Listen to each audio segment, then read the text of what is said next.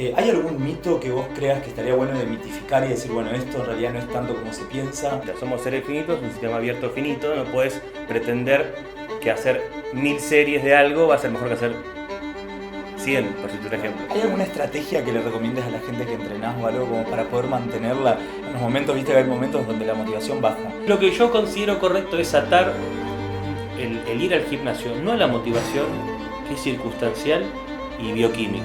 Atarla a los valores. ¿Quién querés ser? Bueno, el invitado del día de hoy es Eze Milet, entrenador especializado en entrenamiento de fuerza, licenciado en actividad física, preparador físico de fuerzas especiales y peleadores de artes marciales mixtas, especialista en preparación para competición de powerlifting y además, entre otras cosas, estudiante de Relaciones Internacionales y Geopolítica. ¿Algo más? No, por ahora eso. Bueno, un gusto tenerte acá. Gracias. Dejemos de repetir. La idea del podcast, en primer lugar, es empezar a demitificar determinadas cosas que se dicen, sobre todo en el mundo del gym, que la gente repite o que la gente hace porque otros hacen. ¿Hay algún mito que vos creas que estaría bueno demitificar y decir, bueno, esto en realidad no es tanto como se piensa? ¿O cuál sería la verdad detrás de eso? Yo creo que hay muchos mitos, o más que mitos, preconceptos se podría decir. Por poner uno muy conocido, por ejemplo, si hago fuerza me pongo grandota, paso de las chicas. Y vos decís, si vos que estudias fisiología y sabés perfectamente las condiciones que tienen que darse para que se hipertrofie un músculo, no son tan simples. Sí. No es que de un día al otro va a crecer todo el cuádriceps. Entonces hay mucho temor infundado, creo yo, y se pierde la riqueza de entrenamiento de gimnasio si vos entrenás con cargas bajas todo el tiempo. Más hoy en día, si tenemos en cuenta a nivel salud pública, digamos, toda la debilidad que hay muscular, la sarcopenia, la dinapenia, etcétera. Por donde quieras, como para discutir, obviamente. Claro, síndrome metabólico, cómo disminuiría con un poco más de masa muscular, cambiar el ratio tejido músculo con hueso, con grasa. En fin. No, y sobre todo también es importante lo de las mujeres porque hay mucha info, sobre todo de hombres que entrenan hacia hombres. Y no tanta información hacia mujeres, y sobre todo a mí me pasa que yo estoy justo en la universidad en la maestría ayudando a los que van a ser médicos especialistas en medicina deportiva, y una de las materias que doy es fisiología del ejercicio. Bien. Y vemos cómo cambia también la mujer en su ciclo, claro, en el ciclo femenino, sí, que tiene por las hormonas, sí, cómo va afectando esto el rendimiento en las determinadas etapas del ciclo. Hay muy poca info, hay muy poca gente que hable de eso, y sí, también está bueno que lo digas porque no es una realidad que por ir al gimnasio y movilizar quizás no fuerzas tan progresivas o hacer entrenamientos que son más lineales, hagas una hipertrofia. Claro, totalmente. De hecho yo lo noto mucho, yo entreno muchas personas que compiten en powerlifting, entre ellos chicas, y depende del momento del mes, la carga se ve afectada. Algunos, claro, tienen más fuerza, o están en el periodo tienen más fuerza. Obvio, sí, sí. Entonces, bueno, hay que ver que el torneo coincida con ese momento, pero es bueno. Que en el juego hormonal también hay un aumento de testosterona, disminución de los estrógenos, exacto, aumento de estrógeno, aumento de prolactina, todo eso juega a favor o en contra, así que exacto, está bueno. Y también me pasa a mí en el consultorio mucho de que haya chicas que me digan, quiero entrenar, pero no quiero ponerme grandota, quiero claro, nada más estar definida. Claro. ¿Cómo hago para llegar al balance? Más allá de todo esto que decís también, ¿hay algo que vos dijeras, bueno, una mujer que quiere quizás mantener una tonicidad muscular, sí, algún tipo de entrenamiento más específico para eso, más relacionado quizás al cardio o al entrenamiento de resistencia? Sí, yo creo que bueno, lo que es tonicidad muscular va a verse positivamente afectado por el entrenamiento de fuerza.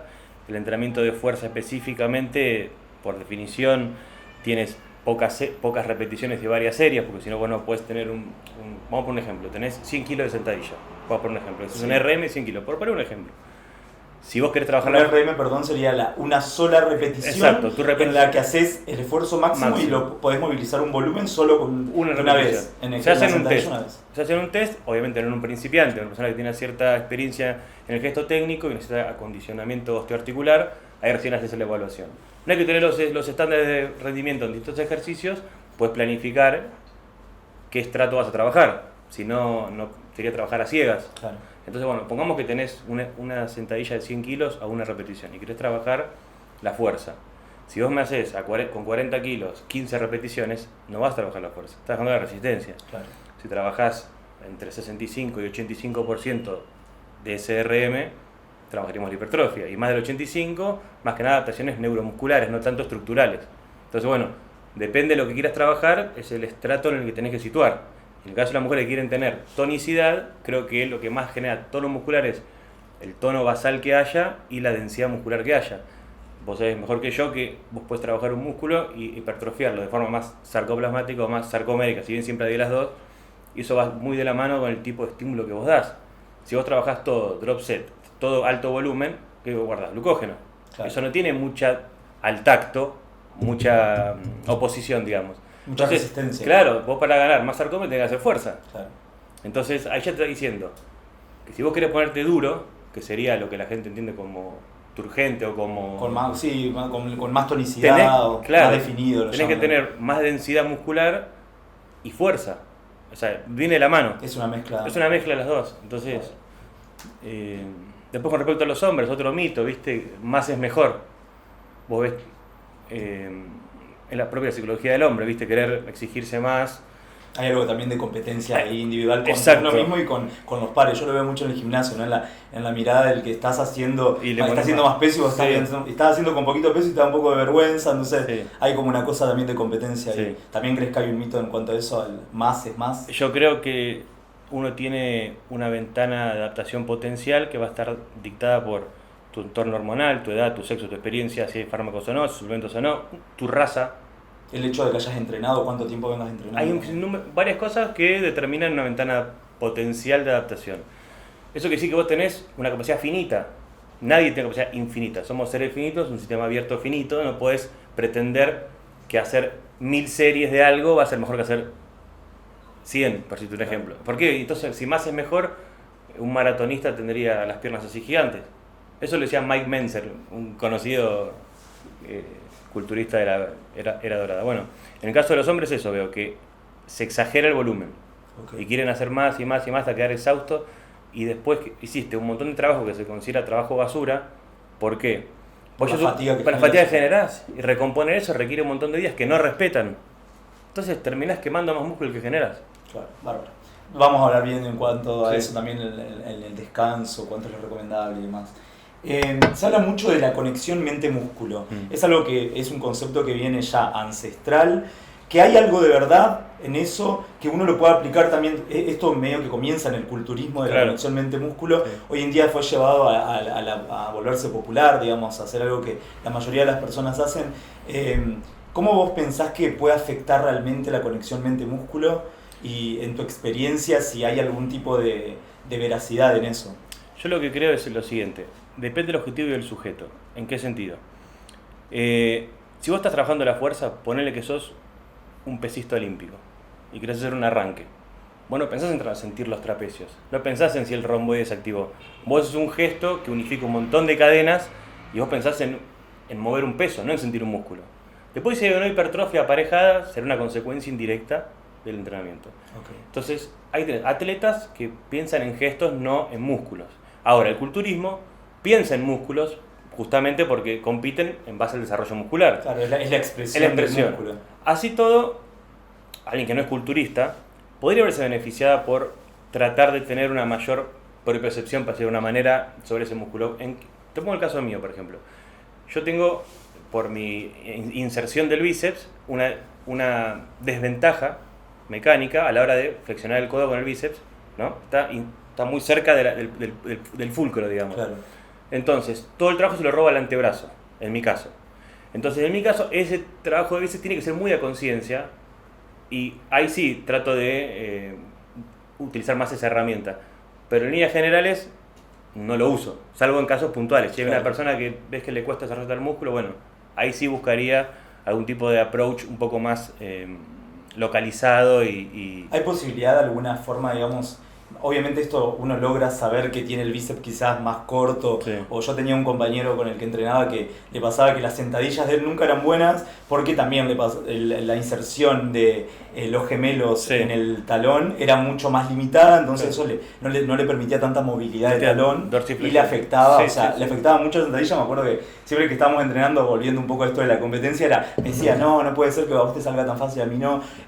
¿Hay alguna forma de darte cuenta de alguna limitación para que vos digas, digas, hago más conexión acá o estoy más atento a qué tengo quizás, o tiene que ver con la experiencia o... No, te das cuenta en los puntos de fallo de una persona. Yo más que nada me remito al powerlifting, que es el área que más me meto, digamos, manejo, claro. Vos ves, ahí tenés 3 ejercicios básicos, se compite en sentadilla, en press plano y en despegue o peso muerto. Y los 3 ejercicios tienen un punto probable de fallo, que hay una estadística, pero también hay particularidades. Entonces esa particularidad me va a decir, bueno, mira, esta persona suele tener, pongo por ejemplo el banco plano, para que se llevarlo a lo práctico, que se le frena el banco acá, a la mitad de recorrido.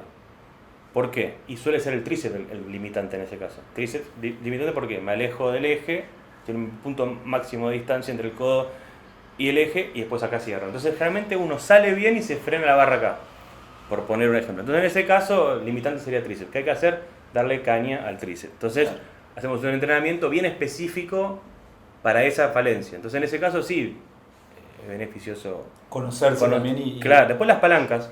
La relación entre longitudes óseas también marca ciertas preponderancias. Tenés, no sé, el fémur largo en relación a la tibia, como en mi caso, suele desarrollar mucho glúteo. ¿Por qué? Porque cuando vos querés bajar o hacer un peso muerto, te queda muy lejos la rodilla de la cadera, digamos. Entonces, lo que más aleja el eje, lo que más torque recibe. Okay. En este caso, yo hago cualquier cosa y me crece el traste. Claro, sí, naturalmente. Pero porque tengo la tibia corta, por eso soy petizo, y tengo el fémur largo, en proporción. Entonces, y tengo buena dorsiflexión, eso sí, entonces me permite bajar bien la sentadilla. Pero me estresa más glúteo que cuádriceps. Claro. ¿Y esto lo conociste todo entrenando, supongo, entrenando. Y viendo las limitaciones que tenías? O... Lesionándome. Bueno, algo muy común, digamos. Sí. Obviamente al llevar al extremo tus capacidades funcionales, la posibilidad de lesión está todo el tiempo. Sí.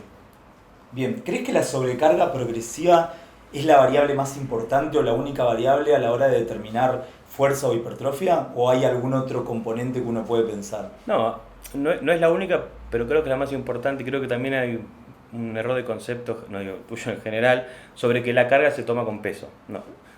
Si definimos carga como estresor, veremos que uno puede modificar el tipo de desafío que se le genera al organismo por distintas vertientes. Vos podés manejar una cadencia de trabajo más lenta y aumenta la carga porque hay más dificultad. Claro. Entonces vos podés desafiar el cuerpo por distintas vertientes.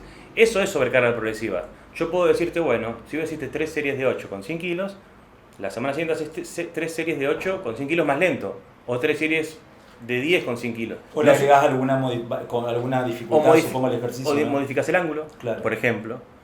Entonces haces una pausa, entonces perdés energía elástica. Entonces salís con mucho más trabajo de fuerza que si bajás y subís de una. ¿Sirve ahí en esos casos, por ejemplo, hacer que el ejercicio tenga una fase más larga en la parte concéntrica que en la excéntrica? ¿O eso ya tiene que ver más con un reclutamiento motor, digamos? A mí lo que me gusta es eso, es justamente trabajar la excéntrica en un tempo, vamos a poner 4 segundos, una pausa para disipar energía elástica y después la fase concéntrica lo más rápido posible para reclutar casi todo lo que pueda. Ese sería para mí Explicamos que excéntrica sería cuando estás movilizando una carga y el músculo está estirado, no está contraído, digamos. Exacto. Al momento de contraerlo es concéntrico y cuando no hay modificación en la longitud se habla de isometría. Exacto. Vos me decías que te interesaba más trabajar la fase excéntrica. No, digo que, por ejemplo, si vos me decís, quiero trabajar, no sé, el bíceps, por poner un ejemplo, bueno, un trabajo que me parece que me ha dado buenos resultados con muchos alumnos es trabajar la fase excéntrica 4 segundos, 1, 2, 3, 4, freno, ahí disipás energía, se disipa energía, fascia, tendón, ligamento y salís de muerto. Pero cuando salís rápido, porque así reclutás. Claro. Entonces, ¡pum! Frená de nuevo, 1, 2, 3. Si vos lográs hacer entre 8 y 12 repeticiones con esa cadencia, subí el peso, antes no. Ok. ¿Entendés? Claro, sí, es seguirle agregando la dificultad. Si querés ganar hipertrofia en el sentido culturista del término. Claro. Obviamente porque ganás hipertrofia haciendo 10 series de 3 también, cosa que la gente pasa por alto. Por eso un pesista olímpico tiene unos cuádriceps así y nunca es una serie de 10 repeticiones. Pero hace 62 veces por día. Claro. Entonces tenés un volumen alto, muy alto, un tonelaje alto, pero no por el lado de altas reps. Entonces también hay muchas formas de llegar a la hipertrofia, no es solamente el volumen intraserie. Ya que estamos en el tema, es una gran pregunta y obviamente esto va a generar debate porque tiene que ver con cada variable y vamos a tratar de meternos en cada una de esas, pero ¿entrenar fuerza o entrenar hipertrofia? ¿Qué recomendás? Es que son dos caras de la misma moneda. Yo no considero óptimo un camino que no contenga al otro alternadamente. Obviamente, si, ejemplo, tengo muchos conocidos culturistas profesionales que cada tanto hacen un periodo de fuerza. Capaz que están 4 meses haciendo hipertrofia y después hacen un mes que le suben los kilos. ¿Por qué? Vamos a hablar del lado del culturismo. Por ejemplo, si vos me decís que el tonelaje por series habla de una gran densidad de trabajo, eso habla de un gran estrés metabólico y por consiguiente eso promete una captación de glucógeno más alta con el descanso adecuado y la nutrición adecuada, perfecto. ¿Qué estaríamos haciendo ahí? Ejemplo, haces 3 series de 10 con 100 kilos, moviste tantos kilos, perfecto. Pero si tu RM es 200 kilos y haces 3 series con 200, entonces tu tonelaje es más alto. Claro. Entonces, la hipertrofia potencial es mayor, moviste más kilos en la misma unidad de tiempo. Entonces, a un culturista se beneficia ganar fuerza, porque eleva sus rangos de trabajo. Ahora vamos con el powerlifting, la persona que hace fuerza y no le interesa la hipertrofia. Una vez que vos tenés, por poner un ejemplo, 2-3 años entrenando, entrenaste solo fuerza, solamente trabajo de powerlifting competitivo, cosa que yo no me parece correcto hacer solamente eso. Y ¿Por sí, qué? Perdón, ¿por qué no te parece correcto? no es que me encanta el powerlifting, pero digo, si no complementas con ejercicio de hipertrofia, sí, es como es la moneda de un lado y no la otra. Y ahora vamos a ver por qué. Vos entrenaste solamente máximo 3-4 repeticiones. Vamos a poner el caso de banco plano. Bueno, perfecto. Ya llegaste a un punto determinado a los 2 años donde vos tenés una coordinación intramuscular, vamos a poner de un 80% todo el paquete de fibras. Perfecto.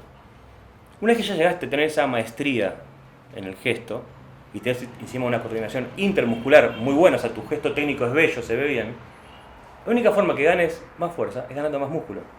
Entonces tu limitante, una vez que tenés maestría técnica y maestría coordinativa, va a ser la hipertrofia. Claro. Entonces no existe ningún powerlifter competitivo que no haga hipertrofia. Claro. Obviamente se alterna, si vos estás trabajando previo a un torneo, no vas a hacer... El enfoque sería distinto. Exacto, pero los dos tienen que trabajar las dos cosas, en distinta proporción, pero las dos cosas. Capaz un 80-20 pongamos. Claro. Pero tienen que hacerlo. ¿Considerás entonces que también una persona que hace culturismo tiene que hacer entrenamiento de fuerza? Yo considero que se beneficia mucho. Sí. Bueno, de hecho hay evidencia científica de que en el entrenamiento de fuerza las primeras 6 semanas es reclutamiento de fibras nerviosas. Claro. Esto como a manera de explicación, el músculo se contrae porque viene una fibra nerviosa que sale de la médula, que se llama motoneurona, y la inerva. Le manda la señal para que el músculo se contraiga. Ahora, cada vez que uno entrena y el entrenamiento es de fuerza, hace que esta neurona empiece a ramificarse y reclute más fibras, por lo tanto la contracción mejora porque tengo la misma fibra nerviosa contrayendo más cantidad de fibras. Claro. Y a largo plazo eso obviamente termina haciendo que las fibras se multipliquen también, y eso es la hipertrofia. De hecho lleva más o menos unas 6 semanas. Ahora, al revés, cuando tiene que ver con alguien que hace, por ejemplo, powerlifting y es fuerza estricta, ¿qué pensás que se beneficia más? ¿El powerlifter que entrena hipertrofia o la persona que hace entrenamiento de fuerza y que hace entrenamiento de hipertrofia? Creo que se beneficia más el powerlifter que hace hipertrofia que al revés. Okay. O sea, yo creo que un powerlifter que no hace nada de hipertrofia, salvo que pese él más de 130 kilos naturalmente, cosa que conozco. Sí, gente que es gigante y que no necesita mucha hipertrofia porque ya nació, pero no es el común denominador de sujetos. No. De hecho, la composición corporal, los cuerpos, digamos, y la composición que tenemos, cantidad de grasa, músculo y todo, varía, y hay determinados deportes que requieren una composición distinta y los powerlifters requieren una composición corporal bastante, con un peso elevado, ¿no? Con mucha masa muscular, pero con bastante masa grasa también. Los que hicieron escuela de eso, los primeros fueron los soviéticos, en agarrar y decir, bueno, tenemos de los somatotipos determinados, bueno, tenemos estas 3 tendencias metabólicas, hasta conductuales, porque hasta el endocrino es nervioso, come rápido, duerme poco. Entonces, una vez que vos conocés los rasgos principales de la persona, bueno, sabés cómo encarar el entrenamiento, la nutrición y el descanso, por un lado, y después a nivel sistémico, bueno, los soviéticos ¿qué hicieron? Hacían test, ejemplo, un test que me contó encima un luchador de grecorromana cubano, que venía a mi gimnasio. Me decía que allá agarraban a los chicos de un colegio, 12 años, y le decían, a ver, saltá a pie juntos, ¿no? Lo más lejos que puedas. Si pasabas el 1,5 metros, te vas a hacer el levantamiento olímpico. Si llevabas justo, te ibas a hacer determinado deporte y menos otro. O sea, porque era una forma de ejemplificar potencia. Entonces, si vos lograbas saltar estadísticamente determinada longitud, ya te preseleccionaban a una disciplina. Era una forma indirecta de decir, bueno, tenés muchas fibras explosivas, Claro. claramente, porque saltás más lejos que tu compañero.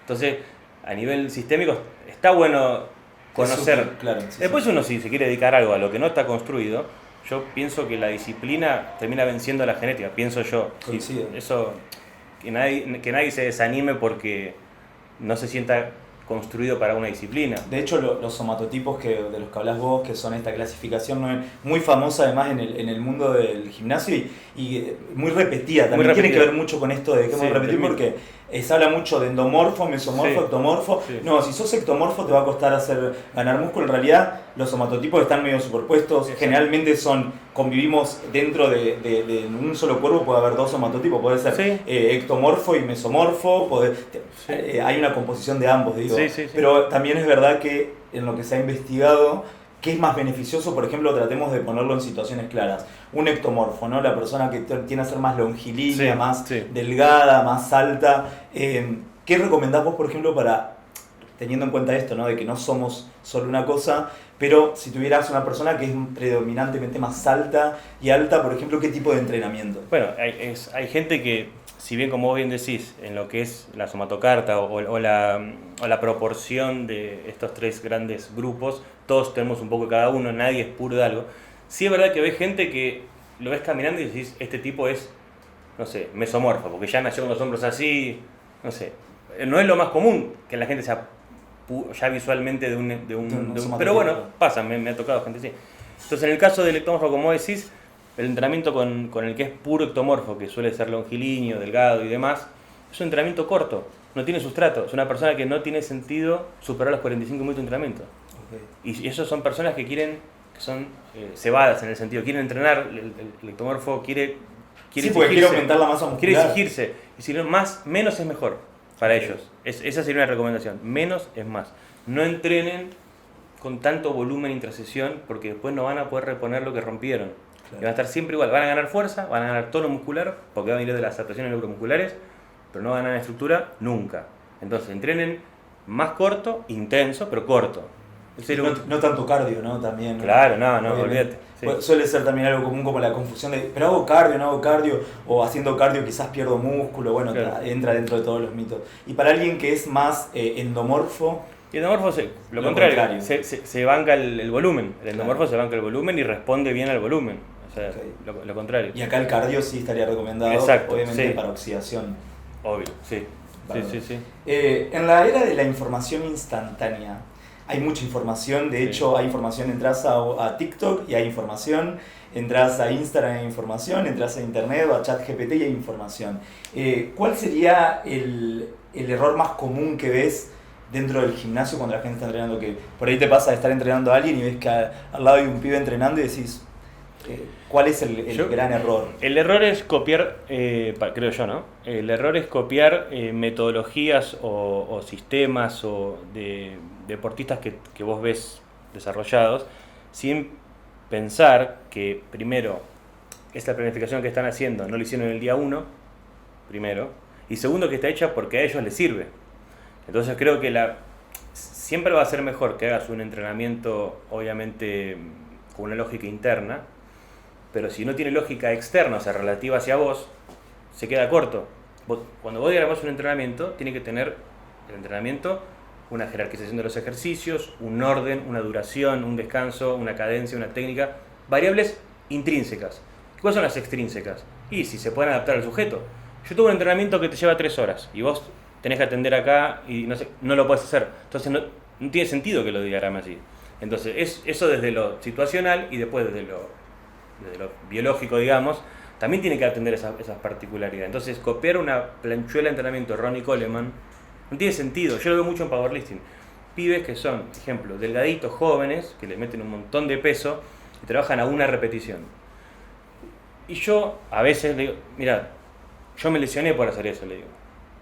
La repetición máxima, déjala para el torneo. Una repetición es demostrar lo que tenés adentro potencialmente. No estás generando nada nuevo. Vos generás en el trabajo submáximo, no máximo. Claro. Entonces, relegá la repetición máxima para que tenga sentido. Yo hacía un RM todas las sesiones de todos los ejercicios básicos y así me terminé teniendo artrosis prematura en las 2 rodillas. Claro. Porque no respetaba un montón de estas cosas que estamos hablando, ¿no? Entonces ahí sería uno de los errores que veo, acceder a información avanzada, se podría decir, y extrapolarla a vos haciendo un salto cuántico. Sí, sin ningún fundamento. Sin fundamento. Y él come 15 huevos por día y toma eso, y bueno, pero... No, de hecho hay escuelas de entrenamiento que la base es quizás un RM y después 3 repeticiones y vos decís, bueno, pero esto está aplicado a determinado tipo de persona y determinado tipo de atleta o determinado tipo de entrenamiento, ¿no? Claro. No tiene que ver, digamos, con que lo copies y lo veas que otros lo hacen y pienses que lo puedes hacer vos. Claro. Así que sí, me parece buena demitificación. Bien. Para una persona que entrena hace bastante poco tiempo, digamos un par de meses o que no lleva más de un año entrenando, ¿qué periodización de entrenamiento recomendás vos? En cuanto quizás a cantidad de días, organización de los días, ¿alcanza 3 días en alguien que recién comienza? ¿Alcanza más cantidad de días? ¿Es necesario que la persona se la pase en el gimnasio? ¿Tiene que ver con la cantidad de tiempo? Sí, ahí bueno, vos lo estás diciendo ahí. Depende mucho del sujeto, de sus posibilidades, su disposición personal al esfuerzo. Hay un montón de variables a la hora de confeccionar un ideal de planificación a un sujeto. Pero en términos generales, sí, yo creo que alguien que definamos qué es un sujeto novato, para poder saber qué sería lo ideal para un sujeto novato, digamos, sí, abstracto. Sí. Sí, es más que nada, yo me refiero quizás al pibe promedio que tiene entre 20 y 30 años, que ve que otros entrenan y dicen, bueno, voy a empezar, generalmente se anotan con amigos para tener, ¿viste? La motivación y las ganas, y dicen, bueno, listo, ¿qué cantidad de días voy? Y hablando también, acá no nos metemos específicamente ni con deportistas ni con algún tipo de somatotipo, sino en general, un promedio de ese tipo de edad, digamos. En general. Y bueno, pasando por alto lo que hablábamos antes acerca de la frecuencia, el volumen de acuerdo para las particularidades biológicas, yo diría 3 y 4 veces por semana entrenamiento de sobrecarga, o sea, de entrenamiento de musculación me parece adecuado. Si haces 3 veces y sos una persona que no consume ningún fármaco, tenemos que tener en cuenta este concepto que es que uno está en un estado de catabolismo muscular constante, porque el único reservorio de aminoácidos del cuerpo es el músculo esquelético. Entonces, si vos estás desacoplando cuádriceps para producir queratina, por poner un ejemplo, para que te crezca la uña, y ¿cuándo aprendes el switch del anabolismo? Post esfuerzo con nutrición y descanso, perfecto. Claro. Si lo haces una vez por semana por grupo muscular, quizás sea un poco pobre.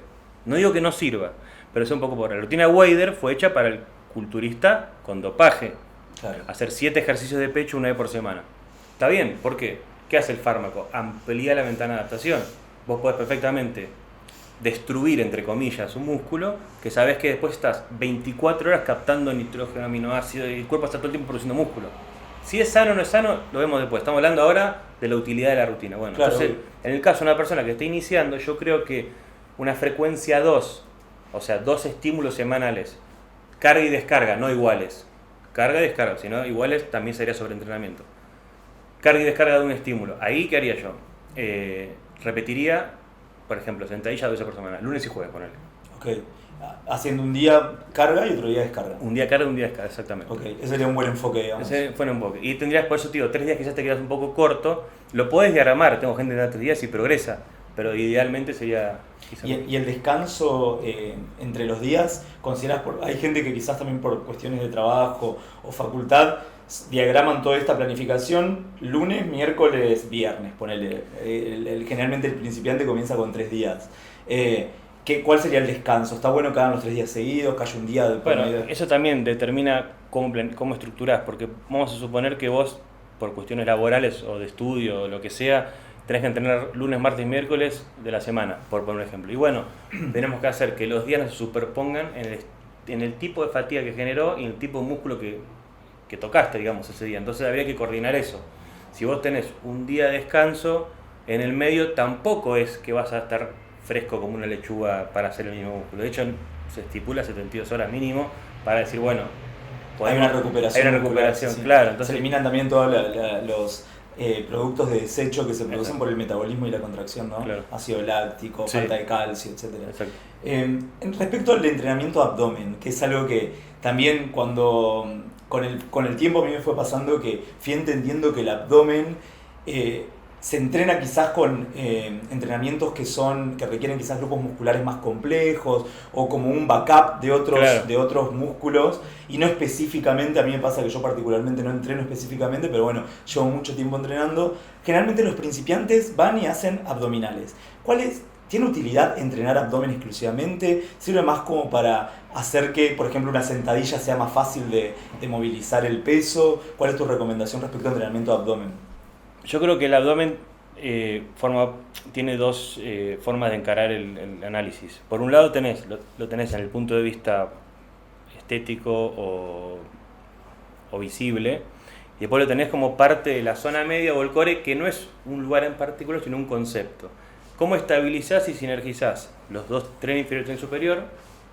¿Cómo haces para que se transmita fuerza? Por ejemplo, en un golpe, si tenés una zona media desadaptada, difícilmente puedas trasladar energía del pie a la mano, como sería un golpe de boxeo. Claro. En el caso de la sentadilla, que sería un ejercicio de gimnasio, ¿qué mantiene neutro tu columna? Que sería la forma de mantener la seguridad en el trabajo. Y lo va a mantener el transverso, diafragma, piso pélvico, glúteo, psoas, recto anterior. Hay varios músculos que lo que hacen es, como dicen en el Pilates, el core, el house, ¿cómo dicen? No me acuerdo la palabra. Sí, se le dice core. Sí. Entonces, en ese caso, trabajar abdominales en el sentido clásico de la palabra sería pobre e incompleto. Si vos querés trabajar la zona media, ¿qué es lo que tenés que trabajar? Y el desafío de la columna.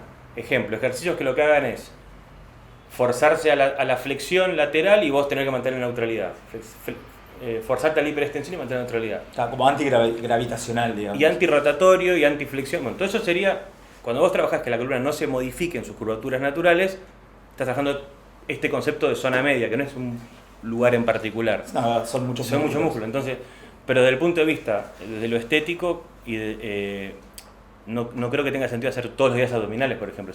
Si es un músculo que responde a las mismas variables que un deltoides en algún punto. Tendrá otra proporción de fibras, pero quiero decir, también está sujeto a los límites adaptativos. No es que si haces todos los días abdominales vas a marcar más la panza o vas a tenerlo más duro. Genial. No, también está esta cosa de que es un músculo plano y la hipertrofia que consigue quizás tampoco es tan notoria si vos tenés por delante mucha grasa subcutánea. Totalmente.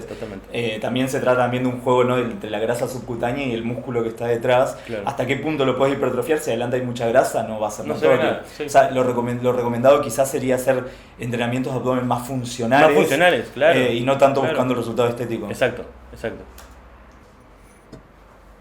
Bien, ¿qué opinás de entrenar con amigos? El típico gym brawl. ¿Sirve como algo que da más motivación o tiene que ver con algo más como que para vos no modifica mucho la variable de Yo creo de que los resultados? La variable ahí sería atravesada por dos subvariables, que serían la adherencia y la intensidad o la exigencia que pueda llegar a desarrollar una serie. Ejemplo, si vos haces powerlifting, no lo puedes hacer solo. ¿Cómo vos afrontás un 90% de tu máximo en sentadilla solo?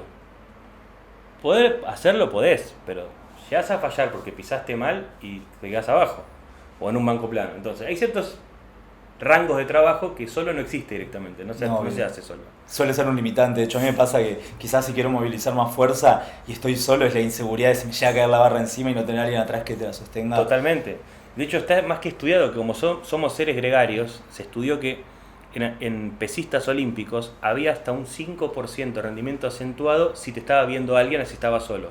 No siguiendo, viendo. Claro. O sea, el cerebro humano detecta que hay un otro cercano y pierde miedo. Entonces, muchos inhibidores de la contracción muscular que se generan por miedo, protectivos, se aplacaban en atletas de elite. O sea, en una persona común, eso quizás haya un 30% más, un 20% Claro, más. Hablando de una elite. 5% más es una diferencia entre un récord mundial y el que salió quinto. ¿Entendés? A mí me pasa que obviamente entreno hace mucho tiempo y quizás para la adherencia y por esta seguridad también en la progresión de los pesos, me resulta útil entrenar con alguien. De hecho, a veces semanalmente algún día trato de hacerlo para desafiarme un poco a mí, pero también me pasa que soy medio lobo solitario, Claro. y que mi música y los auriculares, estoy ahí como... Respecto al teléfono, ¿no? Y el papel que juega también acompañando ahí con los auriculares, porque generalmente, viste, por la distancia que Sí. tiene y todo, no podés dejar el Sí. celular en Sí, el sí, bolso, entonces lo tenés que llevar, está vibrando, molestando, a veces que hay una notificación, Sí. uno está esperando el mensaje de alguien. ¿Cómo afecta el teléfono y el entrenamiento? O sea, ¿pensás que sería más útil quizás sacarlo? Yo creo que sí, que en lo posible estaría bueno estar bien compenetrado en el entrenamiento, sintiendo lo que tenés que sentir, preparando psicológicamente para la serie que viene. Creo que es una... O sea, aparte, ya si nos ponemos medio finos en la neurología, recibes una descarga de dopamina barata, después tenés menos motivación para hacer lo que sigue. O sea, Y sí. no es algo muy adecuado, creo yo, estar Instagram banco plano. O sea, Claro, si hay- podés... Hay una desviación del estímulo, digamos. Claro, lo ideal sería que no esté. Música sí, creo que ayuda. La música sí, como decís, auriculares y dejar el celular lejos, sí. Pasa por ahí que, bueno, justo como por la distancia a veces uno Sí, no a puede veces no dejar se tan puede, lejos. sí. La última cargas el bolso y lo tirás, ¿viste? Pero, Sí, o bloquearlo, no sé, ponerlo en modo avión, no sé. claro, y descargarte música. Claro, algo así. Sí, suelo hacer eso, la verdad, Creo que porque es me mejor. pasa que me gusta entrenar con música, me Claro. resulta más motivacional, Sí, sí, sí. pero bueno, sí también afecta el teléfono que esté vibrando, Claro. que estén cayendo mensajes. Claro. Bien, más allá de las series y repeticiones que habitualmente uno suele hacer en el entrenamiento, ¿consideras algún método o algún de entrenamiento, ¿no? O que no sea tan convencional y que sirva quizás para romper las mesetas? Porque pasa, ¿no? Que después de un tiempo de entrenar, uno entra, generalmente no suele ser al principio, pero entra en un periodo de medio de meseta. Sí. Quizás tiene que ver con esto que hablábamos, ¿no? De que la sobrecarga en un momento se empieza a limitar, quizás también que uno empieza a llegar a límites musculares o de Sí. movilidad. Sí. ¿Hay algún método no convencional que recomiendes como para decir, bueno, con esto se puede romper la meseta, o está estudiado que se pueda romper la meseta, o en tu experiencia? Y mira, depende qué tipo de meseta haya, sería el método adecuado o no. Vamos a poner un ejemplo.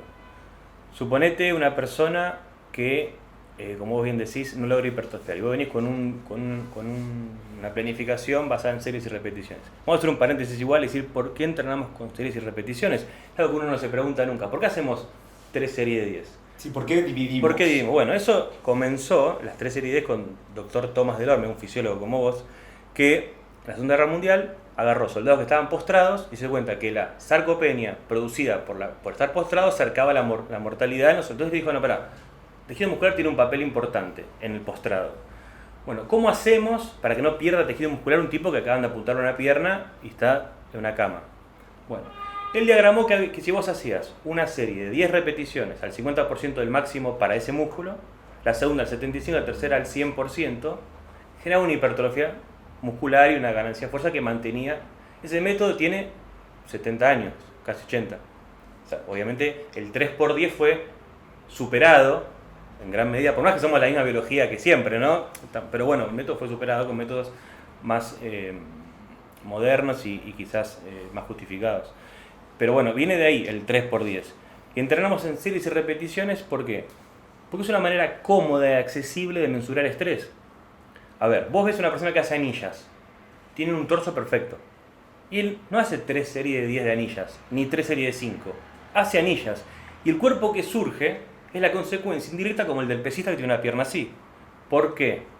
Bueno, se cree que todo lo que es la calistenia y las anillas y demás estimula la musculatura del tronco de una manera muy ancestral, muy completa. Hacer una dominada y un fondo, por un ejemplo, trabaja el torso de manera excelente. Sí, son de hecho movimientos como que uno no suele hacer en el día a día y que tienen que ver un poco más con la evolución del ser humano, así que tiene sentido. Y ellos, pero lo que voy, ¿ellos qué tienen? Tienen progresiones de los movimientos, ¿no? Obviamente que trabajan un cierto volumen por cada progresión, pero no se basa en eso el entrenamiento, o sea, no se basa en eso la consecuencia de su hipertrofia, digamos. Entonces, hacemos series y repeticiones, pues es una forma de autogestionar el estrés muy fácil. Vos estás en un gimnasio, hay una lingotera con 100 kilos y decís, bueno, hice 3 series de 12 con 50 kilos, la semana que viene voy a hacer 3 de 14 con 50, o 3 de 10 con 60, por poner un ejemplo. Bueno, entonces ¿vos qué estás haciendo? Jugando con las variables. Es una lingotera que es extremadamente fácil de medir e inequívoco, salvo que vos modifiques la técnica, ¿no? Pero Claro, a igual técnica, a igual todo, la lingotera es facilísima. Entonces, trabajamos series de repeticiones, pues una forma de medir estrés. Bueno, entonces, con respecto a la meseta, ¿no? La o sea, meseta. cómo romperla y qué sugerencia de entrenamiento quizás no tan convencional. Y por ejemplo, si es fuerza, por ejemplo, la fuerza, además de una adaptación neuromuscular, es una maestría técnica. Y para que haya maestría técnica tiene que haber volumen de calidad. Y para que haya volumen de calidad no puede haber una serie que sea muy larga porque genera fatiga. Entonces, ¿cómo ganas el volumen si la serie es corta? Con muchas series. Entonces, una forma de, si esa persona se estancó en fuerza, es hacerle, por ejemplo, 10 series de 2 clúster, se llama el entrenamiento. Sí. Eso me ha servido. Generás un aprendizaje motor con carga alta, como hay micro descanso en el medio, no se acumula tanta fatiga, el rendimiento se puede mantener, entonces puedes lograr el volumen de calidad, que suele ser la cuestión técnica en el entrenamiento de fuerza, una de las principales frenos. Claro, entonces ahí te es un ejemplo. Después en lo que es hipertrofia tenés... Hay drop sets inversos también. Exacto, en lo que es hipertrofia ahí podés jugar con muchos sistemas, el rest pause, el drop set. Podés también modificar el ángulo de un estás trabajando bíceps, por ejemplo. Bueno, empezás con un ángulo más complejo, llegás a un punto de fallo momentáneo y después seguís en un ángulo más fácil. Pero ¿qué sucede? Yo creo que los métodos, esos que son avanzados de hipertrofia, requieren de un sujeto que esté bastante experimentado. Claro. No va a ser un drop set una señora que está empezando a entrenar. No, y también está bueno que digas esto porque pasa mucho que en los videos, uno cuando yo veo, me pasa de ver pacientes o quizás entrenando gente alrededor mío, haciendo quizás movimientos de ejercicios medios raros, que vos decís, bueno, sí tienen utilidad una persona que quizás ya está estancada, claro. Pero si vos estás recién empezando, andá a lo básico, volvé hasta que llegues a esa meseta, ¿no? Claro. Y que ahí sí sea útil, claro. Pero en el afán quizás de copiar esta cosa de ver videos que, obviamente, hay mucho creador de contenido que hace... muchos videos sobre entrenamiento o distintas técnicas de entrenamiento y quizás en el afán de tener más visualización o más popularidad hacen cosas que son distintas, pero esas cosas distintas tienen utilidad cuando son necesarias, cuando hay una meseta, cuando lo básico y lo clásico ya dejó de estimular la fibra muscular. Claro. Así que está bueno también que llevarlo para ese lado porque así como en una señora haciendo un movimiento raro, llevando la extensión de un brazo al extremo o haciendo un drop set inverso y demás, también se aplica a personas que están empezando en el gimnasio y quizás ya empiezan con estas técnicas que son un poco más complejas y que requieren que ya tengas un entrenamiento mucho más avanzado y que no seas tan principiante. O por ejemplo, siguiendo lo que decís, ves una persona que acaba de iniciar el entrenamiento y lo ves haciendo ejercicios de hiperaislación propios de un culturista competitivo. Por ejemplo, agarran una polea y empiezan a trabajar hombro posterior ahí. Y vos decís, pero si pesás 60 kilos, esperá, hacer los ejercicios multiarticulares, ganar maestría, ganar volumen y después, si ves que está rezagado ese grupo muscular, aténdelo. El 80% de tu rutina tiene que estar trabajado, si sos un iniciado, en los básicos. No te pongas a hacer 7 ejercicios de hombro, no tiene sentido. Claro. Entonces, ahí tenés un ejemplo de que no, yo vi a Phil Heath que hacía así y tiene el hombro, está bien, pero el tipo no empezó hoy. Claro. Y cuando empezó no se ponía a hacer eso seguramente. Sí, o sea, volver a lo básico y tratar de utilizar estos esquemas cuando realmente uno quiere romper mesetas o desafiarse o complejizar el movimiento. Sí. La individualización del entrenamiento es un concepto que es bastante importante, pero que, como hablábamos hoy, tiene que ver quizás con los biotipos o con niveles de experiencia. Y esto también viene a lo que estábamos charlando, ¿no? Cuando el nivel de experiencia es ya de una persona que está avanzada, ya no es principiante, ¿no? ¿Qué es la individualización en este caso y la periodización del entrenamiento? ¿Cuál sería la recomendable? Por ejemplo, un tipo que ya lleva 5 o 6 años entrenando, que tiene una progresión, tuvo una ganancia muscular óptima, ha conseguido, digamos, muchos resultados. Sí. ¿Qué se hace en ese momento cuando la meseta ya es a ese nivel? Hay que ver a qué llama meseta ese sujeto. Vamos a suponer que vos decís tiene un desarrollo muscular importante. Si la meseta es tener más desarrollo muscular o ¿qué? O tener más fuerza. Bueno, depende a lo que él llama meseta, creo yo que sería el approach. Claro.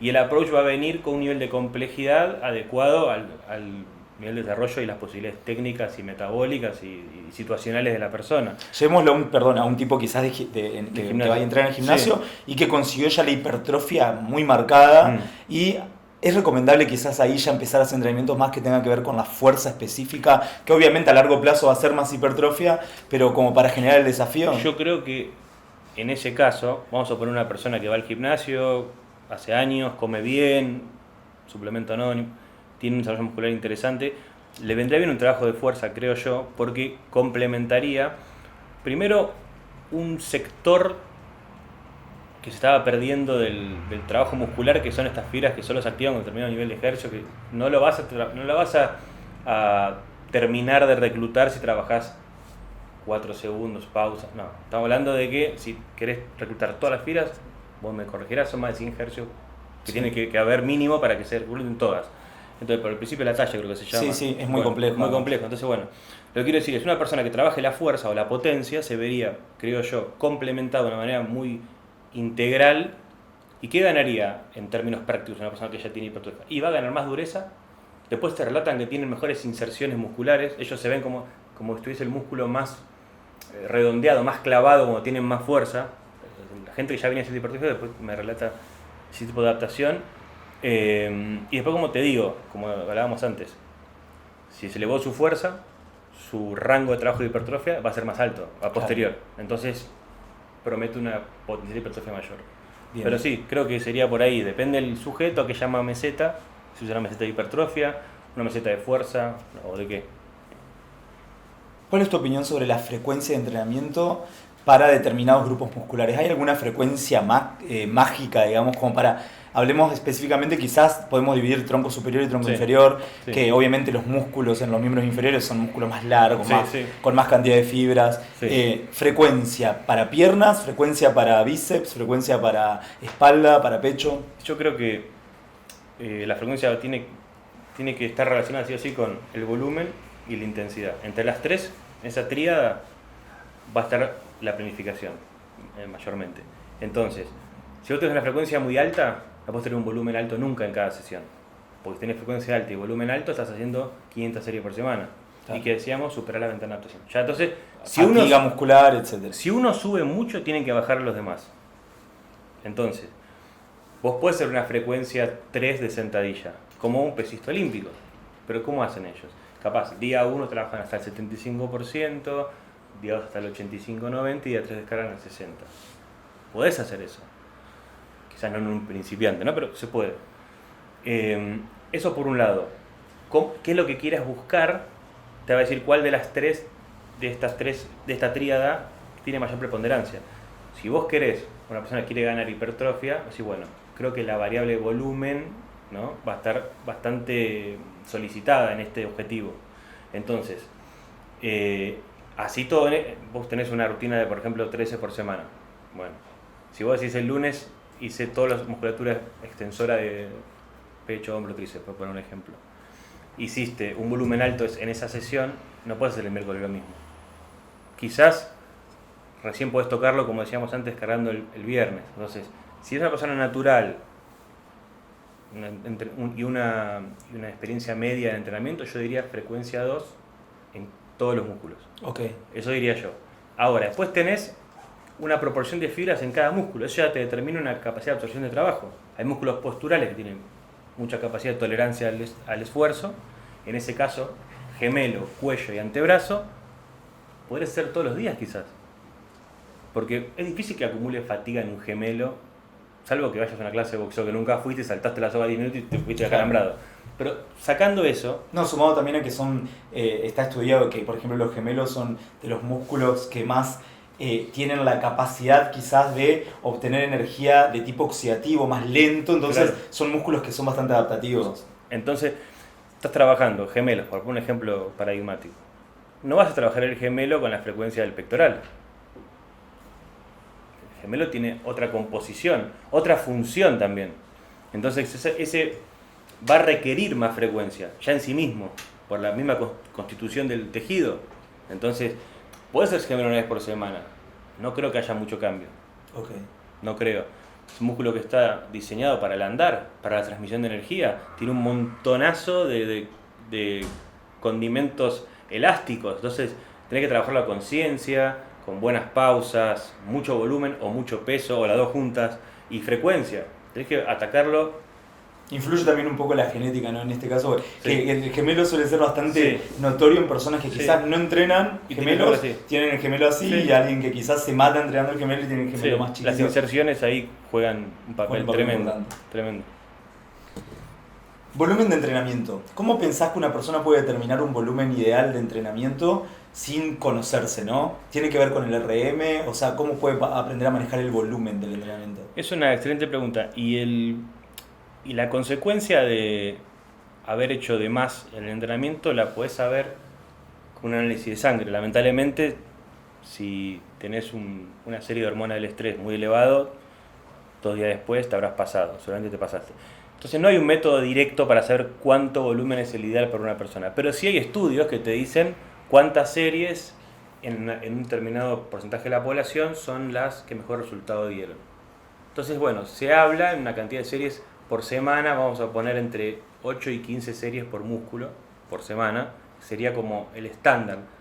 Después vos podés decir, no, yo hago, a mí me funciona hacer más, bueno, siempre va a primar tus particularidades. Pero así todo el volumen, no hay una forma de decir, este volumen es mágico, hace 4x12. Claro. No. De hecho, la escuela de Mike Mentzer, que lo llamamos hace un tiempo, decía que el volumen tenía que ser mínimo y la intensidad máxima. Él hablaba de una serie por ejercicio, al fallo. Pero cuando digo al fallo, es al fallo real. Entre 8 y 12 repeticiones, a morir, que llegabas a la 8 casi sin llegar y él te forzaba a la 12. Y decía, vos tenés que entrenar lo justo y suficiente para disparar todo el proceso de recomposición muscular. Entonces, todo lo que hagas extra está de más. Entonces, ¿en qué hablamos? ¿Dosis mínima efectiva o dosis máxima tolerable? No, dosis mínima efectiva. Lo ideal y lo que yo recomiendo es que uno trate de hacer lo mínimo útil, ¿no? Y no lo máximo que puede llegar. Porque está muy cerca ahí de sobreentrenarse. Y viene todo el tema de las lesiones articulares. Y de no crecer. Y de que vas a que te esforzás, hiciste 5 ejercicios de pecho y no creces. Entonces, si vos decís, bueno, mira, yo llegué en press plano, hice una serie de 8 con 75%, 80, vamos a poner un 80, o sea, pesada. Después hice 2 o 3 accesorios. Ya está. ¿Por qué querés hacer 7 ejercicios de pecho? ¿Entendés? Sí, se ven planificaciones quizás de 8 ejercicios, sí. son una locura. Que quizás lo entienden un culturista profesional, que ya el tipo está tan adaptado que necesita ese tipo o no, ¿no? Pero digo, yo creo que la dosificación del entrenamiento tiene que tener para mí esa condición, dosis mínima efectiva. Okay. Creo Esa yo. sería la clave. Esa sería la clave. Buscar lo mínimo que te hace bien, porque es la forma más sostenible en el tiempo. Ejemplo, la fuerza. Yo te entreno en fuerza. Tenés 130 kilos de pecho de RM, un RM. Perfecto. Te hago una planificación, te pongo 135 y lo hiciste. La semana siguiente te quedo para 140. No subas tan rápido. Porque quizás lo haces justo y ya la semana siguiente ya empezás a decrecer en fuerza. Entonces lo que considero más óptimo es subir la mínima unidad posible, el disco más chiquito. Porque esto no es una carrera de 100 metros, es una maratón el entrenamiento, lo vas a hacer de por vida. No tenés que llegar a fin de año en tu mayor nivel de fuerza. Entonces lo que considero yo es sumar la menor cuantía de estrés sesión a sesión. Y cada 3 o 4 semanas de ese estilo de progresión modificarlo. Justamente porque como somos un sistema finito, bueno, puedes sumar de manera monotemática, de alguna manera, sobre la misma variable. Bueno, puedes pretender subir 2,5 kilos en sentadilla por semana, por año. Porque si no, en un año sos campeón mundial. Claro. Entonces, lo que tenés que hacer, creo yo, es las dosis mínimas efectivas, o sea, el menor kilaje que vos creas que estás pudiendo hacer, que lo ves en la velocidad de ejecución. ¿Qué te determina que vos estás sobrado o no? Claro, que es lo fácil que te moverlo. Exactamente, la pureza técnica y la velocidad de ejecución. De hecho, hay un entrenamiento basado en velocidad que se hacen bueno, conoces estándares y dices, bueno, hoy tenés un RM potencial de tanto, porque manejaste esta carga que vos la manejabas así, a esta velocidad. Claro, obviamente cuando uno aumenta la velocidad del movimiento es porque se vuelve más fácil y uno puede movilizar más volumen. Exacto. Es la lógica, digamos. Entonces, por eso lo que yo diría sería hacer ciclos dentro de un mismo ejercicio, jugando con las variables. 3-4 semanas de sumar un ladrillito, después bajar a la semana 2 y sumar volumen, a la semana 2 bajar en cuanto al peso, y empezar a sumar 3-4 semanas de volumen. Centro conjugado se llama eso. Y creo yo que está bueno porque lo que haces es, te vas antes de la meseta, dejas que ese sistema se esté reparando y supercompensando, y empezás a estresar otro subsistema, dentro del mismo músculo, obviamente. Pero una cosa es trabajar la capacidad de trabajo del músculo, en cuanto a volumen, y la otra es entrenar su capacidad contráctil, en cuanto a fuerza. Entonces vos podés estresar un sistema, descargarlo y estresar otro sistema. Y de esa manera yo tengo un alumno, Federico Meijome, que es campeón del mundo, hizo 405 de sentadilla, pesando 110 kilos, ¿no? Tremendo. Sí, es una bestialidad. Y si vos ves la planificación de él, su primer torneo él hizo 320 kilos de sentadilla, es un dotado, ¿no? Pero digo, él lo hizo eso en 4 años y pico. Si hubiese sido una persona que me importaba solo mi ego y lucirme con él, lo hacía en 2 años. Pero por eso nunca se lesionó, por eso tiene esa maestría técnica, por eso llegó a eso. Y tiene para subir más todavía. ¿Por qué? Pues siempre traté de primar la dosis mínima efectiva. Por eso esto que decías desde el principio, ¿no? Más no es más, muchas veces menos, y la progresión. Exacto. Y la constancia es lo que termina definiendo. Exacto. Otra pregunta, respecto a la periodización o la organización de entrenamientos de ejercicios compuestos, sí, o aislados. ¿Qué recomendás? ¿Conviene en una rutina tener ejercicios compuestos? Sí. ¿Conviene aislar específicamente? ¿Uno lo busca con algún fin? Si vos sos un atleta, jugás al fútbol, al tenis, al pádel, y haces una rutina de culturismo, vas a empeorar. ¿Por qué? Por varias cosas. ¿Vas a empeorar en qué? En tus tiempos deportivos me refiero. Vas a tener, si tu saque tenía tal velocidad, ahora va a ser menor. ¿Por qué? Porque si un saque es un gesto multiarticular complejo, hecho en velocidad y en situación, hacer un bíceps en squat es lo contrario. ¿Por qué? Yo para trabajar un músculo como culturista, ¿qué hago? Trato de aislarlo de la cadena y darle la mayor cantidad de estrés a ese músculo y que no colabore nada más. Claro. Eso es exactamente lo contrario a un gesto deportivo. Entonces, una rutina que solo tiene ejercicios de aislación, a una persona quizás no le importa sus tiempos deportivos, yo no juego a ningún deporte, me interesa estar grandote, ahí podría ser. Igual no lo recomiendo por otra cosa que vamos a decir ahora. Pero digo, si vos sos una persona que quiere tener cierta funcionalidad en la vida cotidiana y no caminar como Robocop, no trabajes exclusivamente la aislación de cada músculo. Porque aislar es lo contrario al rendimiento situacional. Eso por un lado. Por otro, un músculo que vos trabajes de manera analítica va a tener lo que se conoce como, vos vas a explicar mejor, choque neuroendocrino, mucho menor. O sea, el desafío de tu homeostasis es mucho más bajo si haces todo aislado a que si haces un peso muerto. Claro. Y tu nivel hormonal se va a ver extremadamente beneficiado. Claro, porque son mucha más cantidad de fibras musculares. Claro, tu cuerpo... Recordemos también que el músculo, además de que tiene función estética, función de movilizar articulaciones, funciones deportivas, tiene una función muy importante que se ha estudiado mucho en el último tiempo, que es la endocrina, claro, que es la capacidad de producir hormonas. Claro. Produce interleuquinas, produce un montón de citoquinas, que obviamente que si vos estás estimulando este músculo, producís esta cantidad, pero si estimulas todos estos músculos. Haces una sentadilla profunda y el cuerpo te lo agradece. ¿Y cómo sería periodizarlo? Por ejemplo, un día que yo hago piernas, hago un aislado y varios compuestos. Mira, hay un concepto que es power building, que es interesante, que no hay que tomarlo literal, pero está bueno la idea, que se hace un ejercicio o 2 máximo de un rango de fuerza y todo lo demás culturismo. Okay. No digo de... No, pero se traen muchas cosas del culturismo al entrenamiento, así que está bueno traer. Eso lo decía Michael Hearn, un norteamericano muy conocido. Bueno, él dice, trabajar el primer ejercicio multiarticular rector del patrón motor que vas a trabajar en ese día, por ejemplo, musculatura extensora, ponele. Bueno, el tren superior. ¿Cuál sería el básico? Y bueno, el básico tenemos o el press plano, conocido, Sí, el más común. press de hombros y fondos, por decir un ejemplo. Vamos a poner 3 ejercicios que son los que más kilaje vas a mover. ¿Qué es lo que determina la jerarquía de un ejercicio? El kilaje potencial que mueves. ¿Conviene al principio o al final? Al principio, siempre. ¿Por qué? Porque lo mismo con hacer aeróbico antes y después. Si vos haces aeróbico antes, estás depletando cosas que vas a necesitar para la fuerza, pero no al revés. Si vos haces fuerza primero, vas a estar preactivado, lubricado, todo preparado Sí.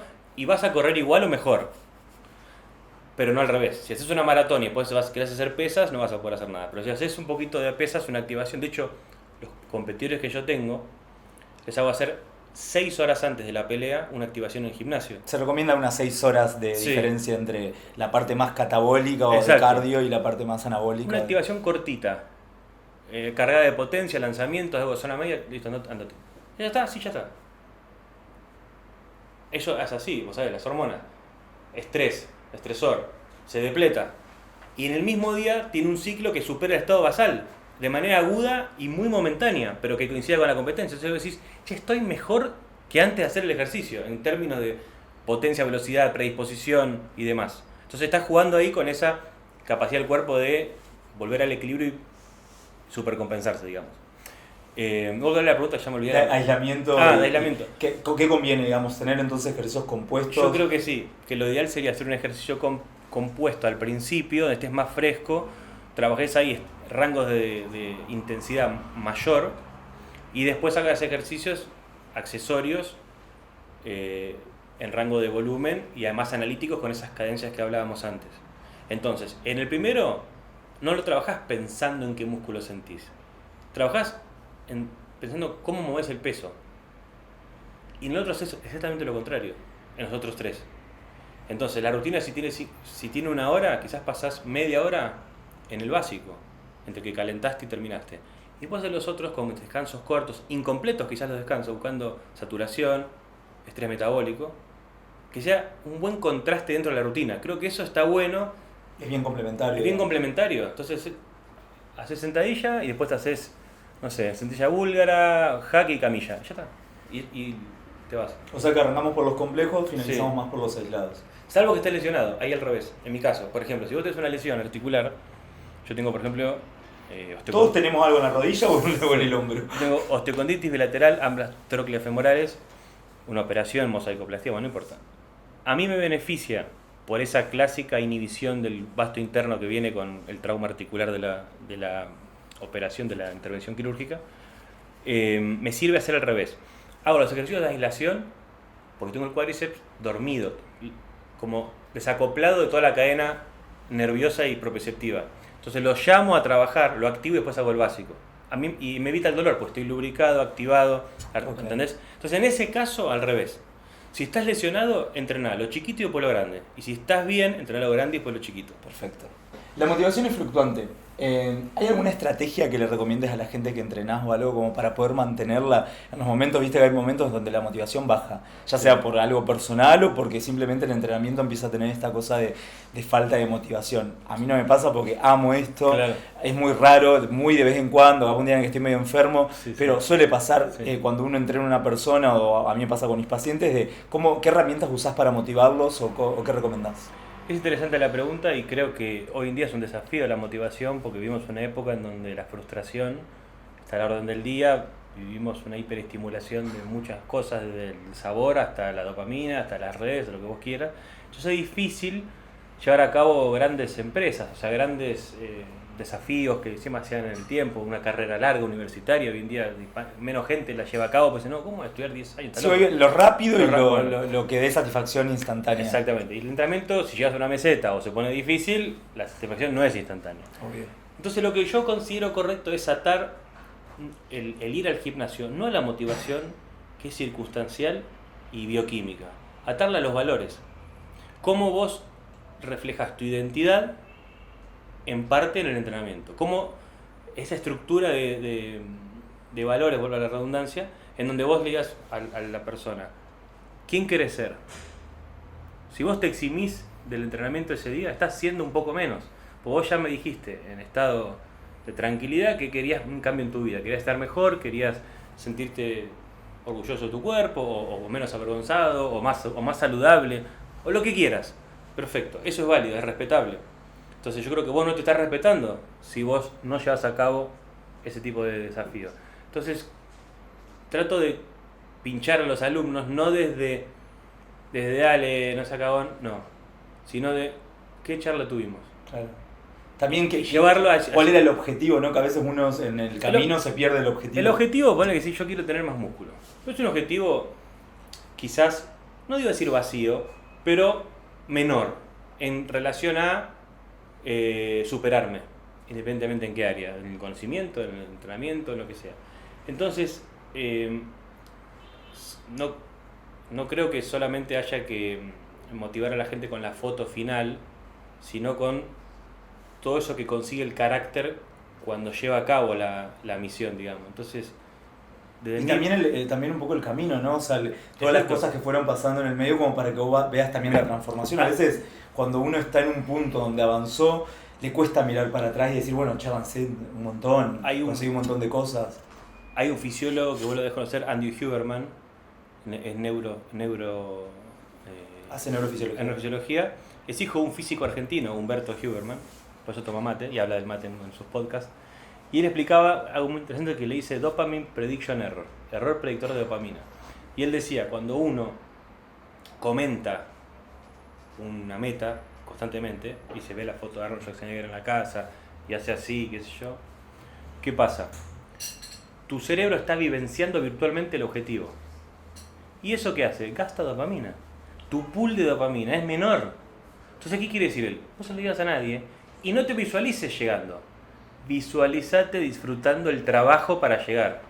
La meta viene por añadidura. Está estudiado de la neurología, según su área, cómo hay más probabilidad de llegar al éxito si vos, primero, no comentás constantemente lo que querés hacer para no castrarte volitivamente a vos mismo. Sí, te limita. Te limita totalmente.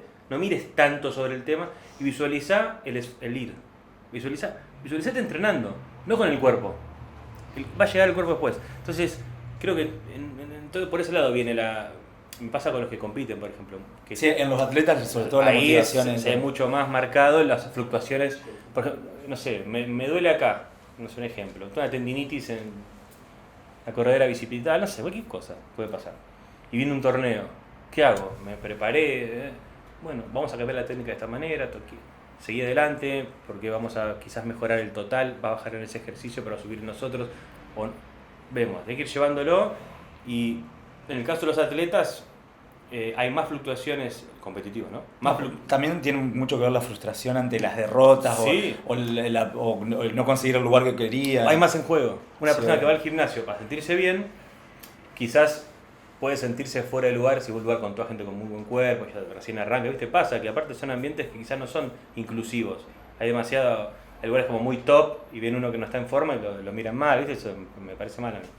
Pero bueno, en los atletas competitivos está muy ligado a su identidad. Yo me esforcé, entrené. Sí, son lo que son. ¿Entendés? Eso es lo que son. Entonces, dejan mucho de su vida también, ¿no? Dejan mucho de su vida.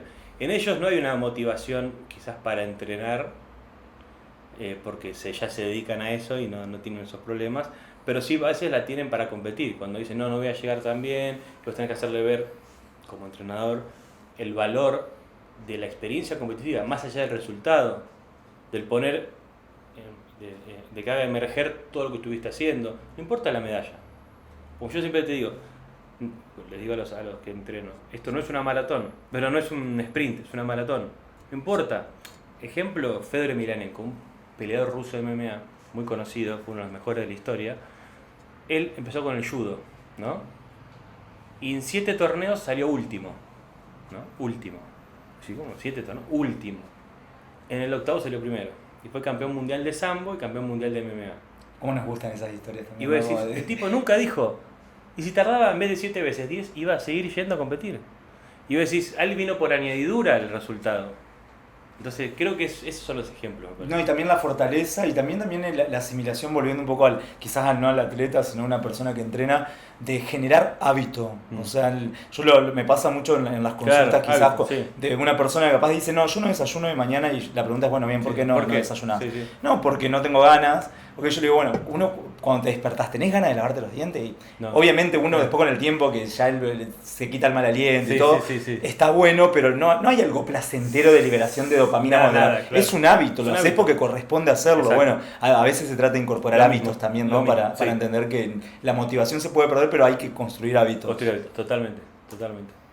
¿Cómo manejás, más que nada vos que tenés quizás alumnos o gente que entrena, que se prepara con vos, cuando tienen expectativas que son poco realistas?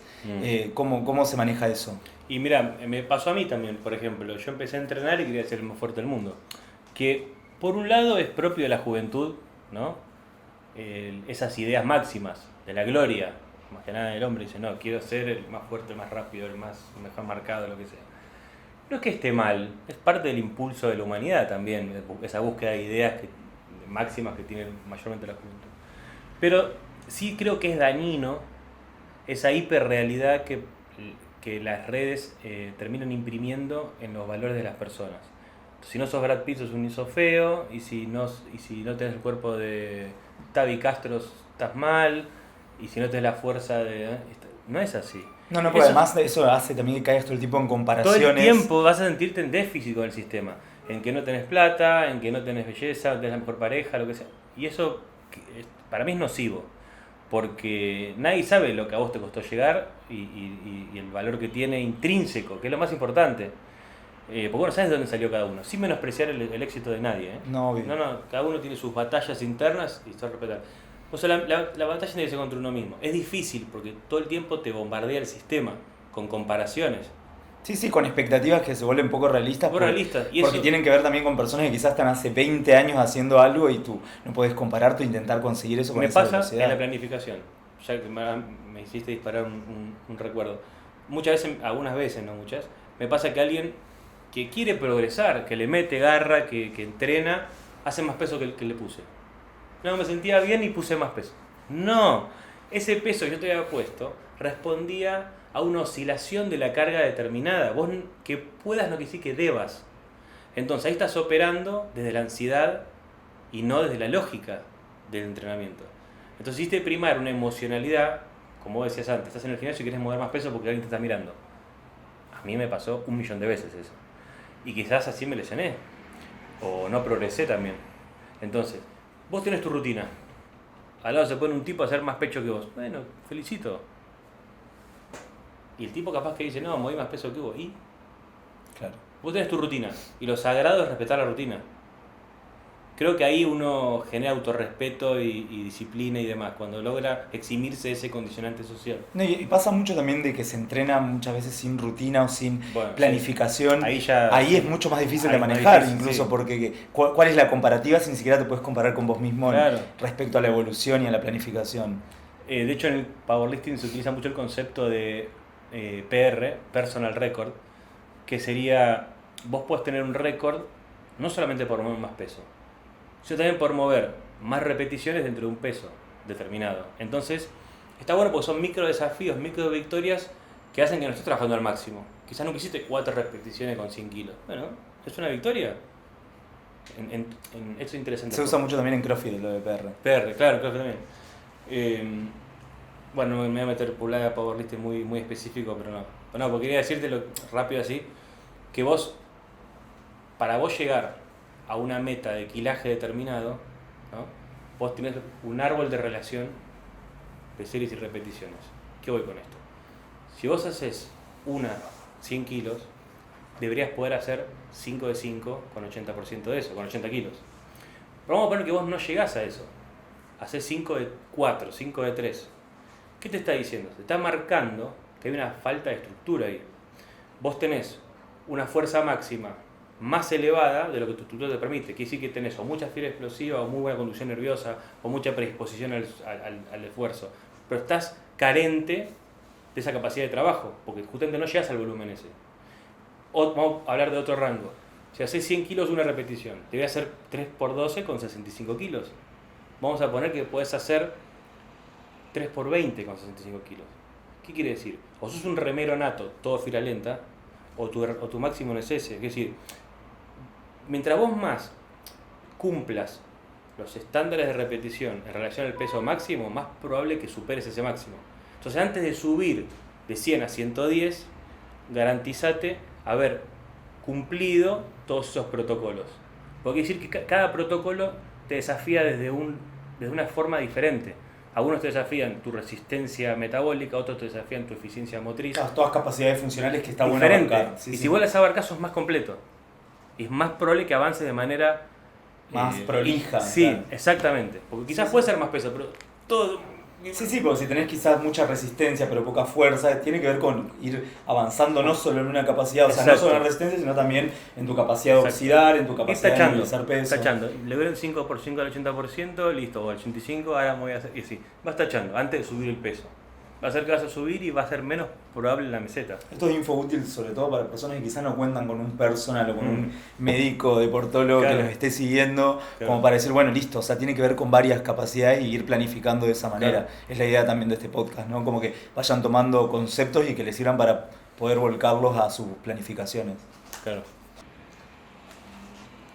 Has trabajado con culturistas, que yo te considero una persona que tiene mucho conocimiento al respecto. ¿Qué es lo que opinas del culturismo más allá de la expresión, ¿no? De los músculos o de la estética? ¿Tiene que ver, genera de alguna manera algún tipo de adherencia al entrenamiento? ¿Genera algún tipo de buena disciplina, hábitos? ¿Tiene cosas positivas? Sí. Y creo que es uno de los deportes más sacrificados. Pero por otro lado, algunos dicen que no es un deporte. Porque si definimos deporte como la utilización de ciertas variables fisiológicas en un determinado momento reglado. Claro, tiene un protocolo. Un protocolo, no sé si es un deporte, porque ahí nadie evalúa tus condiciones. Vos por ser más rápido, más resistente o más fuerte no ganás, ganás por cómo te ves. Por la estética. Y eso es lo interesante. El culturista sube al tablado en su peor momento de rendimiento y en su mejor momento estético. Claro. Está a punto de desmayarse, por si no exagerando. Sí, no, pero es real. Lo contrario pasa en los demás deportes. Si yo te entreno bien y vos sos boxeador o sos pesista, podés llegar el día de la competencia a tu plenitud. Yo tengo que haber trabajado la carga bien, las cargas y descargas, para que vos llegues en el punto de la supercompensación de la curva. Vos tenés que estar el día de la competencia en el cenit de la curva antes de que empiece a bajar. Si está bien, si yo te conozco como atleta, te saqué un perfil de tu rendimiento, con evaluaciones y demás. Y digo, bueno, si tienes un torneo dentro de 6 meses, yo te voy a hacer llegar con tu mejor saltabilidad y fuerza, por ponerte un ejemplo. Bueno, entonces el culturismo es al revés. El culturista sube al tablado la forma más débil posible, porque no tiene grasa, quizás está deshidratado, no come hidratos hace 4 días, no sé. Entonces, de ese lado es contraintuitivo. Vos vas a competir en tu peor momento biológico, desde un montón de variables. Considero que es muy desafiante y es muy admirable la disciplina que tienen, más que nada para comer. La entrega para aquellos que usan dopaje, la entrega de sacrificar un poco la salud. Sacrificar un poco la salud, que no es un dato menor porque parece que es fácil, y no. Hay mucho mito en internet y que es fácil, te drogas y es fácil. ¿Ah, sí? ¿Vos pensás que un tipo que tiene que hacer quelaciones y demás, y diálisis, pone a riesgo todos sus vasos, el corazón, la posibilidad de arritmias, de infartos, de isquemias cardíacas. Sí. Son tipos que saben lo que están haciendo, o mujeres también, no es gente, una mujer que pierde la fertilidad o que pierde el ciclo durante 10 años. O el hombre también que pierde la fertilidad. No es algo menor. No es que usan el camino fácil. La gente cree que el culturista es el camino difícil, llegar a ese punto de entrega de todo para llegar a esa meta. No, además es competir con toda la gente que lo está haciendo también, entonces es como una competencia personal y además contra otros. Claro, entonces yo lo veo súper valorable y respetable, pero bueno, ya te digo, que sea un deporte o no es medio de un debate semántico. Esto de que nombrabas de las mujeres también habla de la diversidad en el culturismo. Se suele pensar que el culturismo tiene que ver más con personas jóvenes. No. Hay personas también que tienen una edad mayor. Hay categorías de edad, hay categorías de peso y de edad. O sea que es bastante amplio, digo. Como No, el no powerlifting, es claro. tenés máster, tenés categorías de gente que tiene 70 años y compite en culturismo. Bien, De una eso. vida fitness, quizás no toma ningún suplemento, pero come bien, hace una cierta descarga de hidrato de carbono, llega más marcado. Hay un segmento que es el culturismo natural, Claro, lo llaman. claro. ¿Es cultural? ¿Es natural realmente? ¿O hay formas porque se incluyen dopajes dentro de esas competencias? Mira, la ¿Tenés idea? verdad no es mi área, no es mi área. Sí sé, extrapolando esa pregunta a los deportes olímpicos, que ciertas adaptaciones que genera el uso de fármacos quedan crónicas.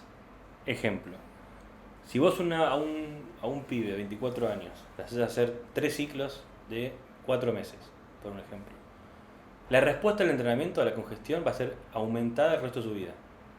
Salvo que haga mal la salida del ciclo, quede hipogonádico y quede peor que antes, pues también pasa. Obvio. Pero digo, sin ir más lejos, mi propio caso. Yo cuando competía en powerlifting estaba en TRT. Después tuve 2 niños y dejé porque la fertilidad, como hablábamos. Y yo entreno hoy en día y tengo mayor congestión que cuando empecé a entrenar hace 20 años atrás. Te queda algo, no sé si más núcleos en la fibra muscular. Sí, hay expresión fenotípica y genotípica. Exacto, eso se modifica. Entonces, lo de ser natural, viste que dicen los estadounidenses, lifetime nati, le dicen ellos. Sí. No sé cuán cierto es que sean lifetime nati. Claro, porque el hecho de haberlo usado en algún momento ya genera alguna modificación. Yo creo que ya te genera una ventaja. El picking y el bulking son conceptos del culturismo que se traen al entrenamiento, sí. ¿No? Estoy en mi era de bulking, estoy en... Sí. ¿Qué opinás? O sea, ¿se puede extrapolar el entrenamiento de una persona que no utiliza ningún tipo de fármaco? Yo no le veo mucha utilidad al pensar en esos términos de una persona que no usa fármacos y entrena naturalmente. Yo creo que una persona que entrena naturalmente debe tener una dieta en superávit proteico. Coincido. Un leve superávit calórico si quiere subir de masa muscular y si no, bueno, estén equiparados.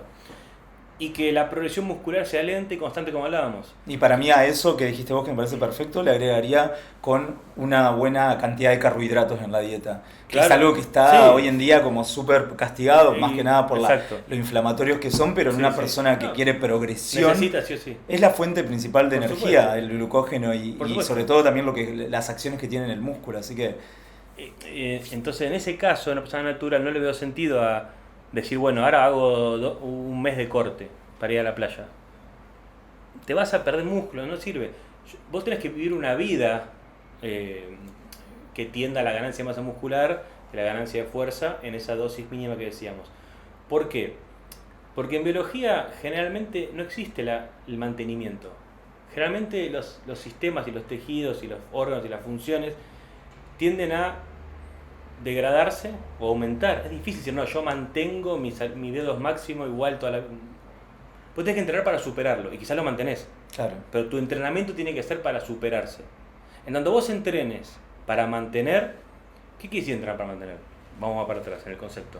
Y sería no desafiarte tanto en algunos ejercicios, no trabajar al máximo, por ejemplo, y dice, bueno, toco un poco, ¿qué va a pasar? Como vos ya sos eficiente, porque venís haciendo hace muchos años ese ejercicio o parecidos, tenés menos gasto calórico, hormonal y demás para dar cuenta de ese estrés. Y si hay menos gasto y menos estímulo, entonces empezás a retroceder. No se debe entrenar para mantener. Se confunde. Cuando dicen, no, me voy de vacaciones, voy a entrenar para mantener. No. Lo que vas a hacer es bajar la frecuencia, quizás bajes el volumen porque no vas a hacer el mismo día, vas a hacer una vez por semana porque estás en una playa lejana y tenés un gimnasio y no vas a ir ponele, yo iría todos los días porque como vos me gusta entrenar, pero hay gente que dice, no, mira, me voy de vacaciones, voy a ir una vez para mantener, pero lo que hagas lo tenés que hacer intenso, si no, no sirve. Claro, ir a estar así mientras mirás cómo están no sirve, surfeando, no sirve para nada. Entonces la intensidad no se negocia. Claro. La intensidad es lo que va a mantener el desafío, la hemostasis. Pero bueno, es muy habitual ver sobre todo más que nada en jóvenes, y lo ves mucho en TikTok. Estoy en volumen, estoy en definición. Esta cosa de prepararse como si fueras un culturista cuando estás yendo al gimnasio y no es la base, digamos. Yo no lo recomiendo, me parece hasta una estupidez, lo digo con esas palabras, porque es extrapolar. Creo que es una de las grandes cosas, de hecho, que a mí me impulsó a pensar este podcast. Claro. No, dejemos de pensar cosas que son para una disciplina e intentar aplicarlas como de no estoy en volumen. Tengo un poquito de peso además porque estoy en volumen, después me cago de hambre un mes, pierdo el peso, después vuelvo a reventar y estoy así oscilando, y al final la progresión de fuerza nunca se consigue, nunca se consigue una hipertrofia real. Así que está bueno que identifiquemos esto. No extrapolemos las cosas y podemos tomar alguna base, fundamento científico, pero obviamente hay que aplicarlo cuando corresponde. Bien, hay algo que tiene que ver con, cada vez que entrenamos, nosotros no solo obtenemos energía de glucosa, grasas, glucógeno, etcétera, sino que también hay una movilidad de electrolitos, que son sustancias químicas que colaboran a la contracción muscular. ¿De dónde las obtenemos? De la bebida, cada vez que estamos tomando agua. También tiene que ver con reposición de sales y demás. Algo muy habitual en el culturismo es, para secarse, básicamente no beber agua. Lo que me parece una locura porque termina generando el efecto contrario. Nuestro cuerpo, cuando hay una deshidratación, activa mecanismos para activarla, para retener líquidos. Se libera una hormona que se llama aldosterona, que hace que retengas sales y por lo tanto retengas agua. Otra hormona que se llama antidiurética que hace que no orines. Entonces tu cuerpo empieza a tener el efecto contrario a lo que... ¿Esto es algo que has escuchado? ¿Es habitual? Lo he escuchado, jamás lo recomendaría, lo de no tomar agua. He visto hasta testimonios de culturistas que tomaban agua destilada para tener la sensación de tragar agua, pero que no... Sin que los hidrate. Claro, sin que te hidrate celularmente. O sea, una locura. De hecho, la mayor cantidad de muertes en el culturismo viene por la deshidratación, cerca de la competencia. Después tendrás obviamente... Es algo súper grave la deshidratación, parece una estupidez, pero es algo químicamente muy grave en el cuerpo. Pasa también en los deportes de pelea. En los deportes de pelea, igual que el culturismo, casi todos los deportes competitivos, ustedes que dar una categoría, hay deshidratación. Sí, en boxeo pasa también. Se meten al sauna unas horas antes. Y después se ponen suero. Es un estrés para el cuerpo tremendo. Lo que hay que entender, creo yo, es lo siguiente. Una cosa es entrenar para una fecha, y otra es entrenar para progresar ad eternum. Cuando vos al cuerpo lo privás de algo, ¿qué hace el cuerpo? La reacción opuesta. Entonces, si vos decís, no voy a comer nada para bajar de peso, ¿qué te va a pasar? El cuerpo tiene un set point de grasa determinado. Dice, yo con esto me mantengo en mi quehacer diario de manera estable. Perfecto. Un mes voy a hacer la dieta del pomelo. Tomo un pomelo en la mañana y no como más nada. Vas a bajar de peso, vas a perder músculo, hueso, pelo, ADN, todo. Perdiste todo, perfecto. ¿Qué hace el cuerpo? Vitamina C. ¿Qué hace el cuerpo después? Ese set point de grasa lo supera porque dice, estoy en un ambiente con solamente hay escasez de alimentos. Entonces, como me privaste de manera muy brutal de calorías, voy a guardar la misma grasa que antes y más, por si acaso. Entonces, termina siendo peor.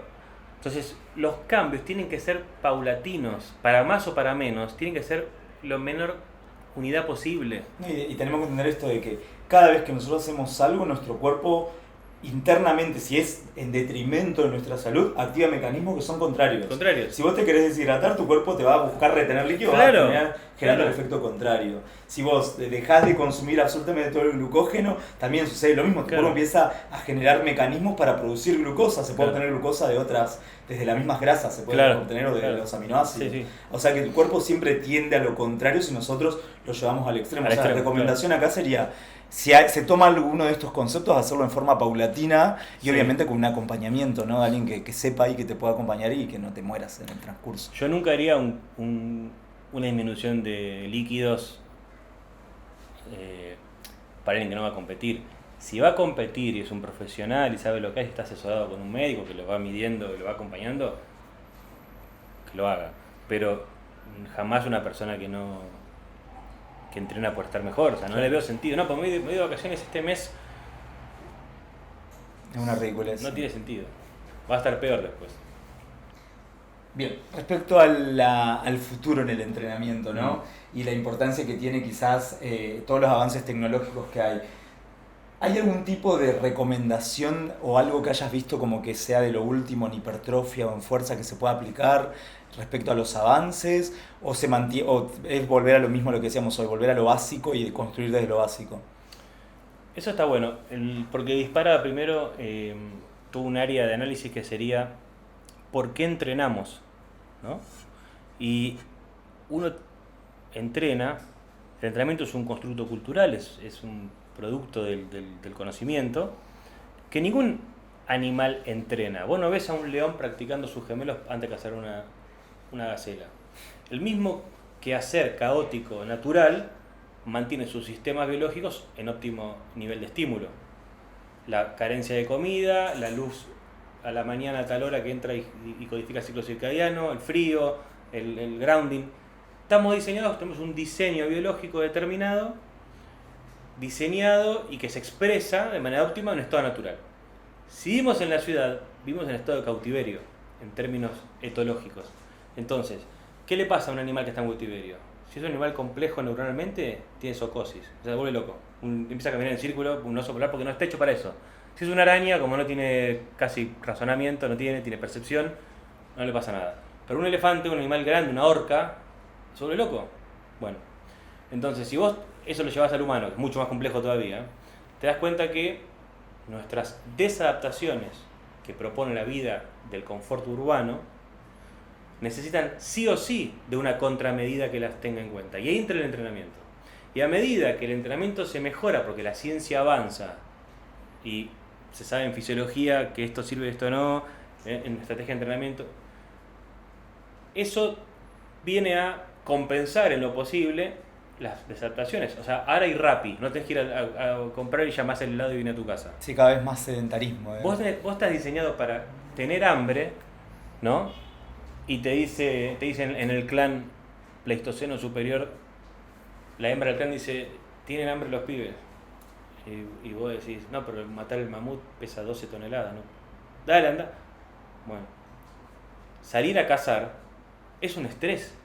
En todo sentido, es un peligro, un estrés, carencias.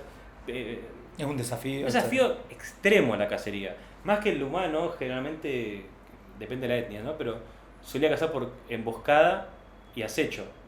¿Y qué pasa? Eso es interesante porque ya está preconfigurando qué entrenamiento sirve. Porque si vos sos un primate que mata animales de caza mayor en emboscada y acecho, y vos querés entrenar, tenés que emular los estresores de la emboscada y el acecho. Y una maratón no es eso. Si sos un keniata y vivís en la base del Kilimanjaro y querés cazar una gacela y la querés matar por acidosis o por fatiga, sí, está bien. A vos te va a hacer bien correr 40 kilómetros. A mí no. A mí me va a matar. Me va a oxidar, me va a morir, no me sirve para nada. Entonces, el entrenamiento tiene que estar lo más acompasado con el nivel de desadaptaciones que genera la situación civilizatoria y el programa para el que estamos hechos. Por eso digo, ahí es interesante. Entonces, la pregunta inicial ya me fui por las ramas. No, el avance y el avance. Yo creo que el avance que viene ahora es la edición genética, eso es lo que están hablando que viene ahora. Ya eso le da miedo, a mí me da un poco de miedo porque ya te mete en el transhumanismo. Sí, obvio. Y eso ya es filosófico, es un problema filosófico. Es el desafío de la humanidad próximo. ¿Cuánto puede intervenir la ciencia? ¿Hasta qué punto es correcto? ¿Hasta qué punto es correcto agarrar un embrión? Ético. ¿No? Ético, claro. ¿Hasta qué punto es ético agarrar un embrión y dotarlo de mayor IQ? Eso es teóricamente posible. Hoy en día no se puede hacer, o no se cree. A futuro. Pero probablemente se pueda hacer. Y bueno, entonces, si vos podés generar una persona que nazca con la musculatura de un pitbull, viste que el pitbull nazi tiene musculatura, creo que tiene hidroelastina, me parece. Bueno, un humano que vos lo alterás y ya viene de base, de fábrica, con ese nivel de desarrollo muscular, ese nivel de inteligencia, bueno, creo que eso es lo que viene. En cuanto a fármacos de culturismo, para decir de una manera, creo que fue en el 36 que se sintetizó la testosterona por primera vez en alemán. Lo que vino haciendo la ciencia es generar esteres más largos. Ahora está en un decanoato que tiene 6 semanas, ponele, de vida media, y se está tratando de llegar a la aplicación semestral o anual, ¿no? Para tratar el hipogonadismo y demás. Entonces, Lo que viene en ese aspecto sería una cadena tan larga que permita una aplicación más lejana por la molestia del pinchazo, simplemente por eso. Sí, los riesgos asociados claro, a la simplemente. infección y demás. Pero no creo que haya descubrimientos, no sé, no creo, quizás sí, con respecto a modificaciones en base a esos fármacos. Sí, ahora hablan de ciertos inhibidores de la miostatina, creo que se llama Follista, sí, no recuerdo bien, que lo que haría sería liberar ese potencial muscular que la miostatina es una hormona que inhibe el crecimiento muscular, claro. O sea que si vos inhibís la miostatina, aumentás. Ya sin entrenar, o sea, la expresión sería mayor independientemente del estímulo, como pasa con un animal. Pues creo que el toro azul belga tiene inhibida la miostatina por cruza selectiva, es un toro que pesa 1500 kilos. Lo ves y parece Ronnie Coleman de los toros. Es una locura. Y él tiene eso, esa raza tiene inhibida. Bueno, mirá, no tenía existe pronto, quizás se libere el uso farmacológico de ese. Bueno, bárbaro, la verdad un gusto. No, un gusto para mí. Fue una charla muy fluida.